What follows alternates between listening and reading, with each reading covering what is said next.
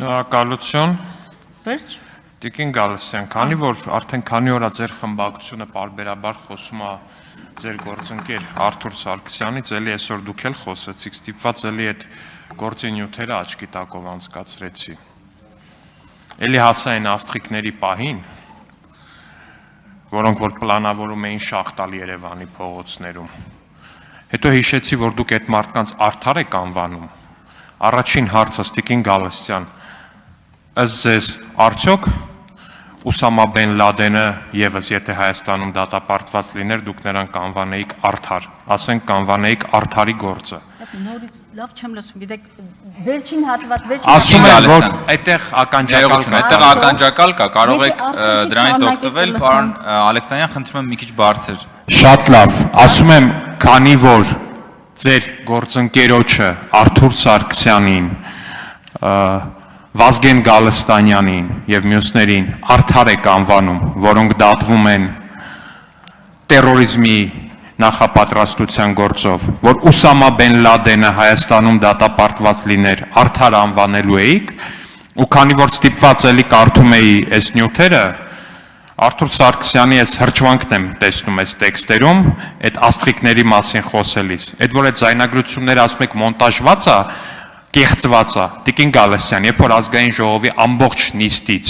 դուք վստահաբար ձեր ելույթը տեղադրելու եք ձեր սոցիալական էջերում, ամբողջ նիստից կտրում եք ձեր ելույթը ու դնում եք ձեր էջում, դա համարվում է, որ դուք մոնտաժել եք ազգային ժողովի այդ տեսանյութը։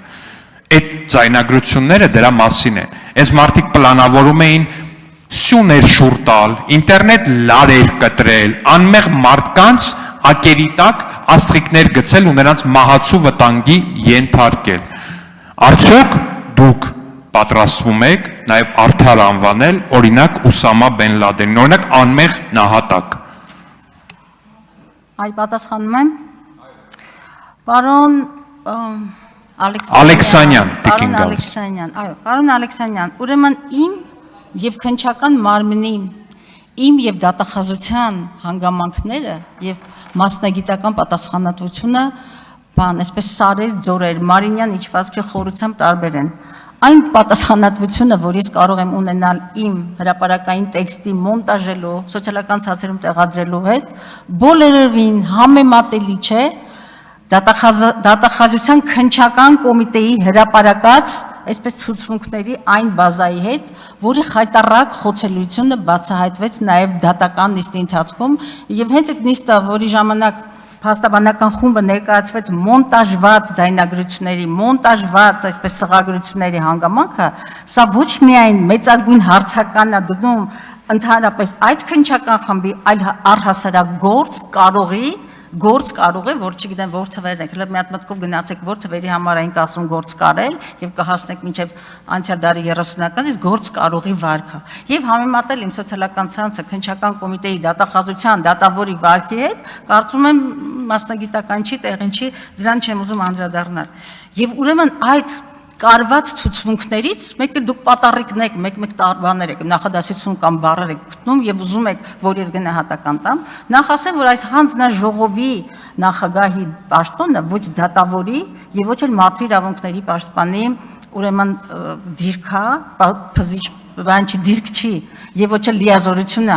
Ես չեմ կարող գնահատականներ տալ, ինչպես դուք փորձեցիք անել, կտրտված փաստերով եւ դուք հենց այդ մոնտաժված ցուցմունքներից պատառիկ եք կարծում եւ ինձ ասում եք դե գնահատական տուր։ Եվ նաեւ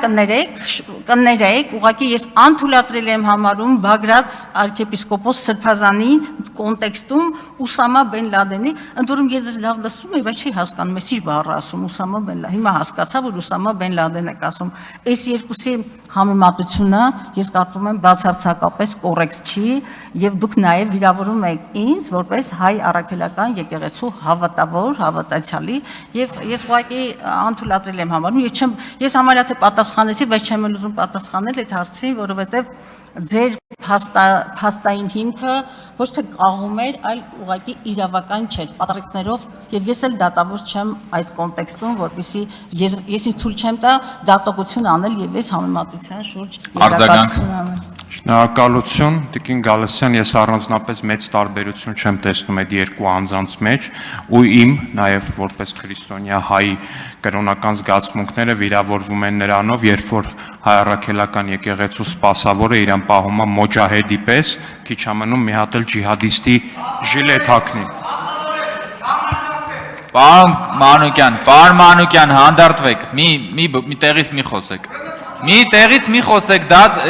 հարց տվողը իրավունք ունի հարց տալ, դուք էլ ձեր հերթին հարց կտակ, ելույթ կունենաք։ Պարոն Մանուկյան, դուք ելույթ ունեք գրանցված, էլի, ինձ մոտ բերել են, որ դուք այստեղ ելույթ ունեք։ Պարոն Մանուկյան, ելույթի ժամանակ արձագանքեք։ Հարգելի գործընկերներ, ձեզ էլ վերաբերում մի արձագանքեք, որովհետև լռություն, հարգելի գործընկերներ, լռություն։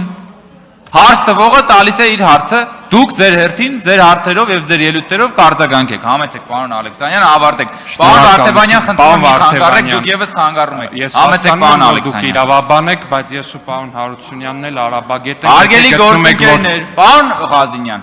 նկատողություն եք ստանալու, խնդրում եմ վիրավորականը, խնդրում եմ դիմեք դատարան, ընթացակարգերը գիտեք,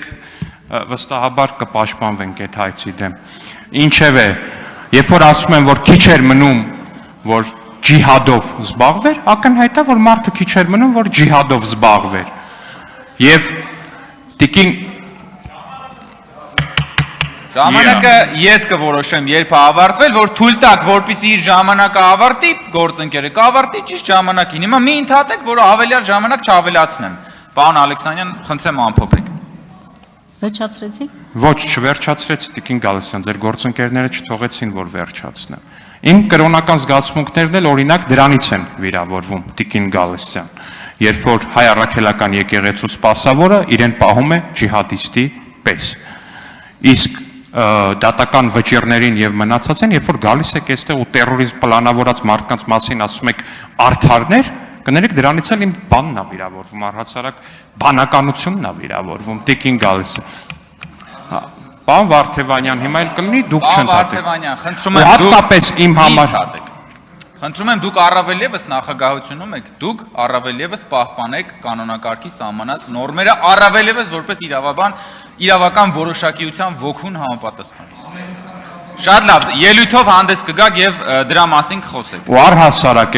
այս ամեն ինչը կարդալուց հետո իմ համար հարցական է, թե ոնց է այս ամեն ինչի պարագլուխը հայտնվել ազատության մեջ եւ իմ համար հետո բարձեցի, որ տենց հետո նայեցի ով է վճիռը կայացրել, տեսա մարտի 1-ի գործերով քաղբանտարկյալներ դատած, քաղբանտարկյալներ ստեղծած անձնավորությունն է, ասեցի լավ, ամեն ինչ պարզ է արդեն։ Շատ լավ, ձեր պատասխանը համեցեք Տիկին Գալստյան։ Այո, ուրեմն պարոն Ալեքսանյան, հենց հիմա այս վերջին 3 րոպեներին դուք խախտում եք Հայաստանի Հանրապետության սահմանադրական իրավունքը, անմեղության կանխավարկածը, որը կոնվենցիոն իրավունք է եւ Հայաստանի կողմից մի քանի կոնվենցիաների տակ ստորագրություն կա դրված, որոնք ուղղակի պարտադրում են պաշտպանել անմեղության կանխավարկածը։ Դուք դա խախտեցիք, դուք դատավոր չեք եւ դուք հիմա հնչեցրեցիք դատավճիռ։ Իսկ ձեր դատողությունները ես կոռեկտ չեմ համարում եւ չեմ պատրաստվում պատասխանել։ Դրանք դատողություններ են։